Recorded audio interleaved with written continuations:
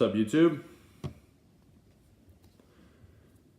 How's it going, everyone on Facebook and Instagram? What's going on? So, everyone, live again, coming at you for the second live Q&A. If you happen to jump on while this is going on, go ahead and ask some questions. Actually, afterwards, doesn't matter. Ask questions, YouTube, Instagram, Facebook, and I'm gonna write them down. I got my sheet of paper, I got my pencil, and I'll write them down and be sure to answer them in the next live. I'm gonna try to do at least one of these a week. I'm gonna make this one quicker, hopefully, than the last one, okay? Now, if you're on Instagram or YouTube, this live is directed mostly to, and it's gonna be on replay for my Facebook group, Beyond Fat Burn. It's a community that I'm building. If you're interested in joining, message me, comment, answer the poll on Instagram, and I will shoot you the link so you can join. It's obviously free. It's just a private group. And I basically am very interactive on there, and I'm trying to build a community, trying to help people burn fat. That's what it's geared towards, okay? That being said, I've got 5 questions that I'm gonna dive right into. The first 3 are fat loss questions, specifically asked by people in the group, and also, so the first 2 are asked by people in the group. The third one's asked by a survey that I sent out to my email list. The last 2 is also on a survey that I sent out, and it's gonna be more personal stuff, so you can learn just 2 very important things about me that you might wanna know. Okay, okay, so working out, yeah, okay, I'm gonna write that question down. Thanks, my man, John. Now, let's dive in. First question was asked by Myrta on the Beyond Fat Burn Facebook group. So, Facebook, this one's for you. What are my thoughts on fasted cardio? Is it necessary? Should you do fasted cardio when you're looking to burn fat? The answer is gonna be, it doesn't matter, okay? It really doesn't matter. Actually, according to the latest scientific literature, it could potentially cause you to burn more muscle doing fasted cardio than it would doing cardio after or any other time throughout the day, non-fasted. However, chances of that happening is low. That's also gonna come down to your nutritional profile. But also, you need to keep in mind that it's cardio regardless. We're going calories in, calories out here. So for the sake of time, I would actually recommend doing cardio something like after your workouts. This is the way I've done it. This is what I did to get shredded. I hardly did fasted cardio or fasted workouts for that case. You want to find what works best for your body, what works best for your schedule, because adherence is key. If you're not going to do cardio after your workouts, after your weight training, and you know you're not going to because you're tired, you don't want to, you'd just rather go home and your chance of adhering to it is less, then if that's the case, then there's no point of doing cardio after your workouts. Do it fasted in the morning if that's going to help you stick to it more. By the way, I apologize for any noise that might be happening right now. There's a little bit of construction going outside, but I don't know if you can hear it or not. So that's the answer to the first question. Myrta, thanks for your question. Fasted cardio, not any different than regular cardio. If anything, according to schedule, not doing it fasted could be a lot better. So fasted cardio, not necessary.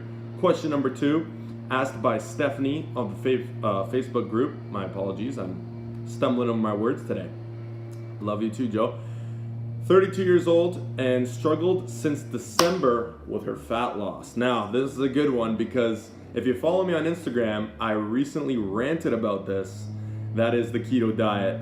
So I'd love to rant about it all over again. Basically, her gynecologist is somebody she mentioned, recommends that she goes on keto. Okay, she's been struggling with fat loss since December. Now that's months, just over half a year now. And a gynecologist recommended keto. Now here's the problem I have with that. Usually doctors will recommend diets, crash diets, without realizing that they are very ineffective. Not for the fact that they're putting you in a caloric deficit, but mostly for the fact that you're not gonna stick to keto. People that do keto, they do it because they want a temporary loss, okay? A temporary loss in weight, not even specifically fat, but weight.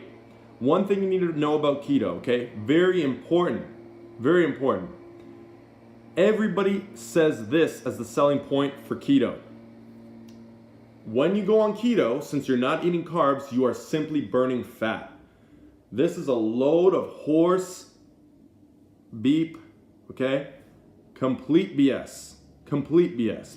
The reason being, you are burning fat as fuel. This is correct. However, it's not body fat. What determines that is if your actual overall calories meaning how much food you're actually consuming, doesn't matter if it's fat, protein, or carbs, regardless of which macronutrient it is. Whatever amount you're consuming total, if that is higher than what you're burning, it doesn't matter if you're having no carbs or all carbs, you will not lose fat, body fat, okay? You will burn fat as fuel, but you will not lose body fat. So keto is not the answer to your problem, Stephanie. Believe it or not, nutritionists don't even know how to diet. Nutritionists don't know how to lose fat. They know how to prescribe iron supplements. They don't actually understand how to get another person in shape by losing fat. This is what you need to do. Keto is not sustainable because you cut carbs, and unless you cut carbs forever, you're gonna eventually have them again. Once you do, all that you lost will come back. What I want you to do, Stephanie, as actionable steps here is you need to figure out how many calories you are consuming. Okay, I guarantee you, if you follow what I'm about to tell you, you will not struggle with fat loss any further. Figure out the amount of calories you're consuming, okay? Find that number. If you need help on how to do that, I've got plenty of YouTube, Instagram stories, YouTube videos, Facebook videos, and content explaining how to do this. But what you need to do, figure that out, figure out your maintenance. From there, I want you to cut back 200 calories. I usually say 1 to 150. Start with 200 fat loss, okay? Now, those calories could come from carbs, and most likely will come from carbs, but also fats. A lot of people tend to overeat on fats. So carbs might not be your issue in the first place. Somebody tells you to go keto, but you're getting most of your calories from fat. Guess what? You're gonna stay with that body fat. So determine the calories, track on something like MyFitnessPal, okay? Track, and then from there, decrease, keep tracking your intake, make sure that you're intaking less. That is going to trigger fat loss. And that's it. It's not, this may work for some, no. This will work for everybody, okay? So Stephanie, I want you to go ahead and take those steps. Determine your calorie intake.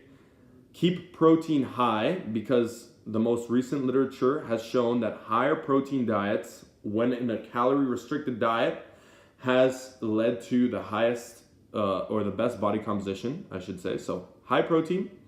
Fats should stay moderate to low, somewhere around the 20% of your total calorie intake mark. And from there, fill the rest in with carbs, and then work on manipulating the carbs. In other words, keep proteins the same, keep fats roughly the same as well, and then cut carbs back slowly. Don't cut carbs completely. This will cause you to dip down quick, and you might think, oh nice, I got some fat loss.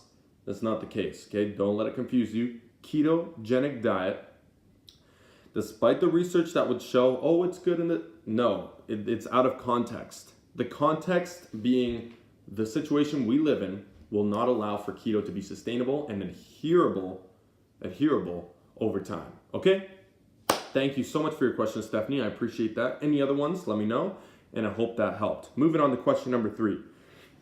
This one's from the survey I sent out to my email list. Now, I've got literally like 100 questions from this survey alone, covering one question here, and it's a 2-part. One, how do you maintain weight loss? So after you achieve the weight loss, I imagine they mean how do you maintain it? And how do you stay on track with nutrition? Actually, your second question is the answer to the first one.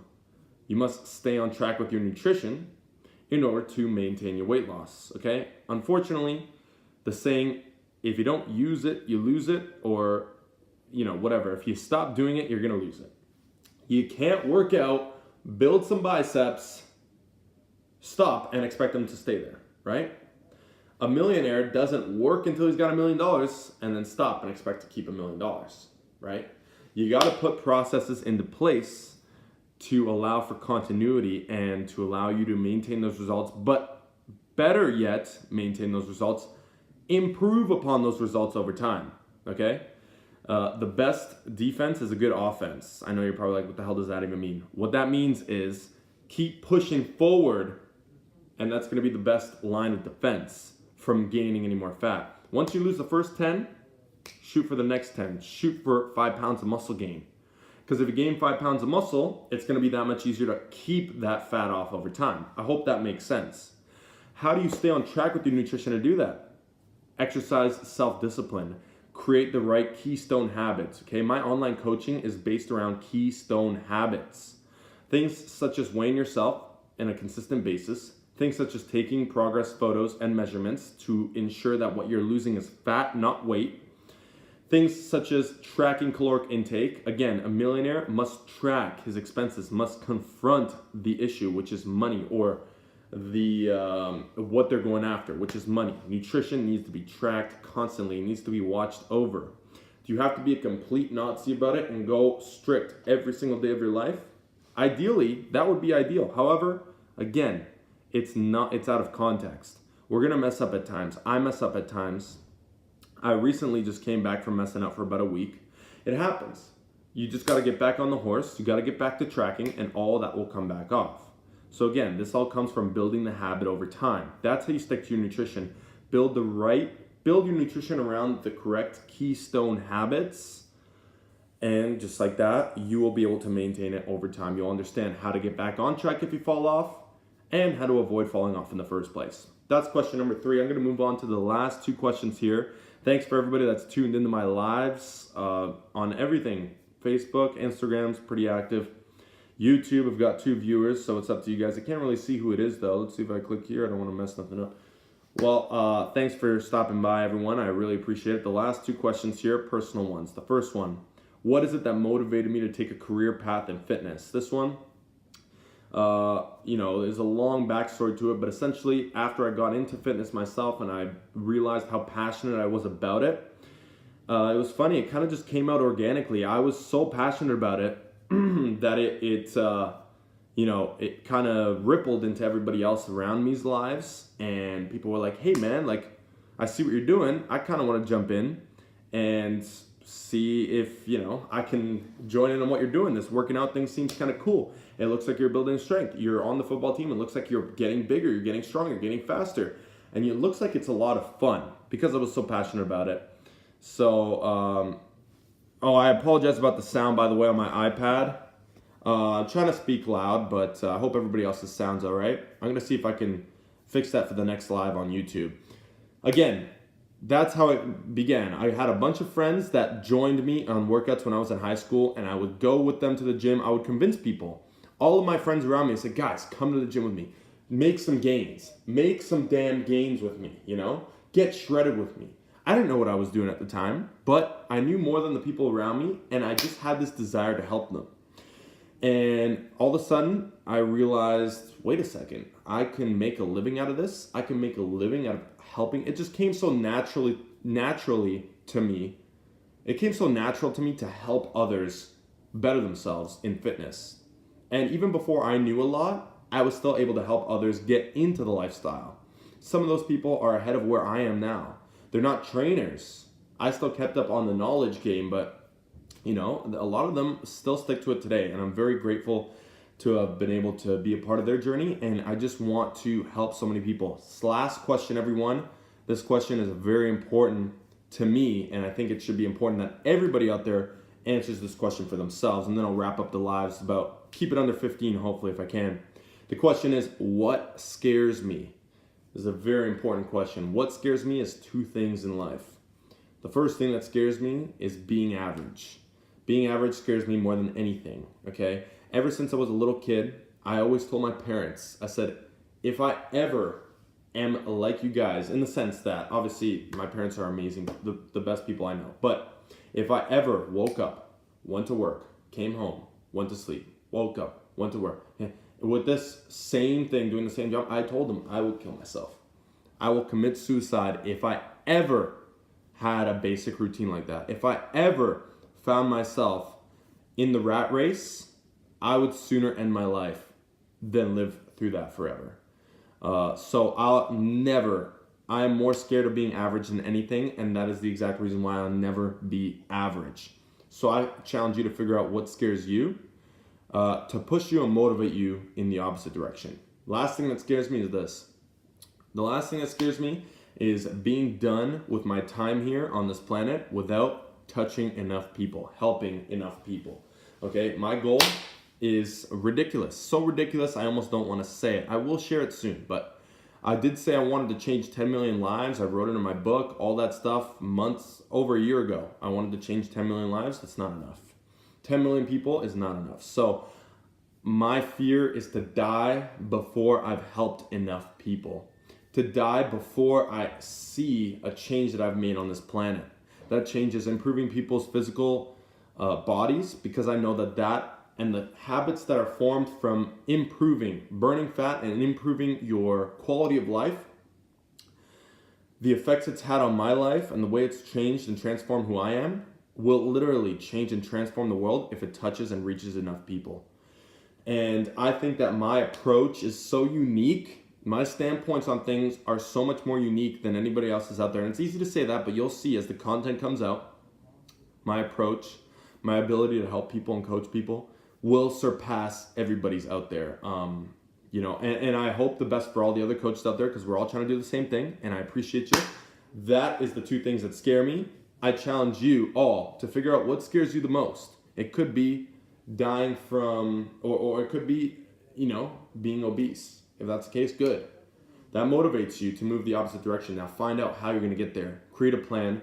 Reach out to somebody like myself who's got the goal of helping people like yourself get there, and we'll get there. All right?